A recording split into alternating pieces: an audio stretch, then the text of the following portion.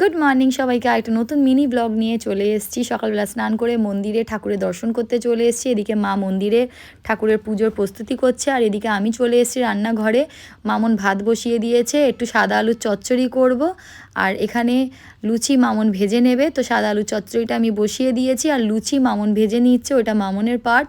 তো যাই হোক, একটু অবিরাজ বলেছিল আমাকে সাদা সুজি করে দিতে, আমি করে উঠতে পারিনি, কেন ওদের স্কুলে একটু তাড়া লেগেছে, তাড়াতাড়ি বেরাতে হবে, নাহলে দেরি হয়ে যাবে। তো অনুষ্কাকে আর অবিরাজকে নিয়ে বিট্টু বেরিয়ে গেল, ততক্ষণ ঠাকুরমশাই চলে এসছে। এদিকে ঠাকুরমশাই পুজো স্টার্ট করেছে। একটু অনুষ্কার নামে বলে দিলাম পুজো দিয়ে দিতে। আজকে 3 জুলাই, একবার 3 জুলাই 2011-তে অনুষ্কা রথেতেই জন্মিয়েছিল, আর সেই থেকেই আমাদের জগন্নাথের এত ভালোবাসা, আশীর্বাদ। তো যাই হোক, অভিজিৎকে ব্রেকফাস্ট দিয়ে দিলাম, অভিজিৎ ব্রেকফাস্ট করে বেরিয়ে গেছে। আর ওয়েদারটা আমি দেখছিলাম যে খুবই ভালো ছিল, মেঘলা ওয়েদার ছিল। তারপরে একটুখানি ছেলেমেয়ের জন্য পায়েস বসিয়ে দিলাম। আমি বিশেষ কিছু রান্নাবান্না অনুষ্কার জন্য আজকে করতে পারিনি। এক্সাম না থাকলে হয়তো স্কুল ছুটি করে আমি করে দিতাম, বাট এক্সাম ছিল, তো আমার ছুটি করার কোনো মানেই ছিল না। তো এদিকে আমার আর মায়ের নিরামিষ রান্নাবান্না হচ্ছে। আমরা রথ অবধি নিরামিষই খাবো, উল্টো রথ অবধি।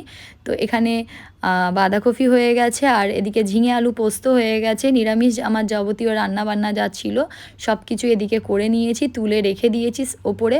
আর তারপরে আমি একটু অভিজিতের জন্য ইলিশ মাছ করছি। ইলিশ মাছটা করব বেগুন আলু দিয়ে ঝোল, জিরে বাটা বেটে নিয়েছি, জিরে লঙ্কার গুঁড়ো আর হলুদ গুঁড়ো বেটে ইলিশ মাছটা রান্না করে নেবো। তারপরে আমি গান শুনছিলাম, আমার গান শুনতে খুব ভাল লাগে, আর প্রচুর গরম লাগছিলো। আমার রান্নার কাজ সব হয়ে গেছিলো, রান্নাবান্না ঘর গুছিয়ে নিয়েছিলাম, তারপরে রেডি হয়ে বেরিয়ে গেছিলাম ছেলে মেয়েকে আনতে। ওয়েদারটা মেঘলাই হয়ে রয়েছে, বৃষ্টি এখনও পড়েনি। অনুষ্কা অবিরাজকে নিয়ে নিয়েছি। দু ভাইয়ের কত ভালোবাসা, দু ভাই বোনের। তারপরে বাড়িতে এসে অনুষ্কা চেঞ্জ করে নিয়েছিল, বিউটি এই জামাটা দিয়েছিল, মা একটু আশীর্বাদ করে নিল। আমি ঠাকুর ঘরের লাইটটাও জ্বালিয়ে দিলাম। আর অনুষ্কার জন্য এই গিফটটা আগের দিন আনা হয়েছিল, এই ডায়মন্ডের আমি হারটা বানাতে দিয়েছিলাম, অনুষ্কাই পছন্দ করে বানাতে দিয়েছিল। তো এটা আমি পরিয়ে দেবো। তারপরে ঠাকুরমশাই আসলো, পুজো দিয়ে দিল, আরতি করে নিল। অনুষ্কা পড়তে বসেছিল। তারপরে দেখলাম পরপর আমার ভাই আর ভাইয়ের বউ এসছিল, দাদা বড় বৌদি এসছিল, মাসিরা এসছিল, তারপরে মিমিরা এসছিল, আমার বোনরা, মামার মেয়েরা এসছিল। সবাই মিলে এসে অনুষ্কাকে ব্যাক টু ব্যাক কেক কাটালো।